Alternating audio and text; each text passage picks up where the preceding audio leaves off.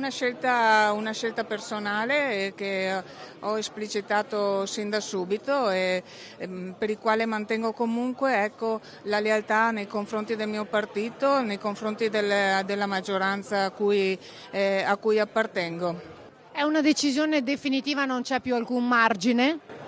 È una decisione. Giura che la nomina di un'altra trevigiana leghista, Paola Roma, da assessore al sociale non c'entri nulla Sonia Brescacin con la sua decisione di aderire al gruppo misto, proprio lei eletta con un mare di preferenze, circa 9.500, nel carroccio della Marca. Brescacin resta nel partito ma non nel gruppo corrispondente e questo apre un'infinità di speculazioni, compresa la mezza intenzione di fare strada a una sorta di gruppo parallelo sulla falsariga di quella che era la lista Zaia nella precedente legislatura. La stessa Brescacin è una zaiana di ferro. Spero che tutto possa essere sanabile, non ho avuto l'occasione né di vederla né di sentirla, anche perché la notizia è freschissima.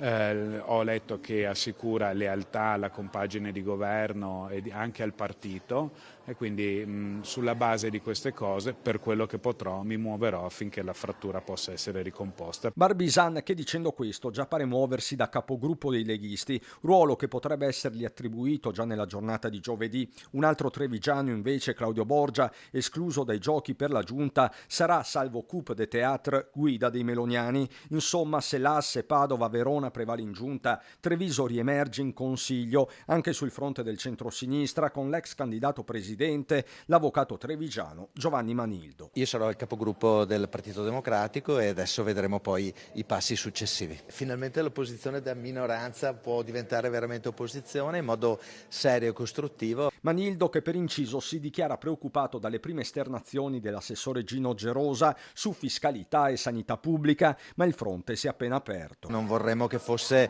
una desistenza nella difesa della sanità pubblica e su questo saremo molto attenti e vigili e vorremmo chiarimenti da parte del Presidente e dell'assessore. Tornando al centrodestra, tira le file della giornata il neogovernatore Stefani. L'ok a Zaia era un primo obiettivo politico. Nel segreto dell'urna dell'arresto si potevano consumare vendette.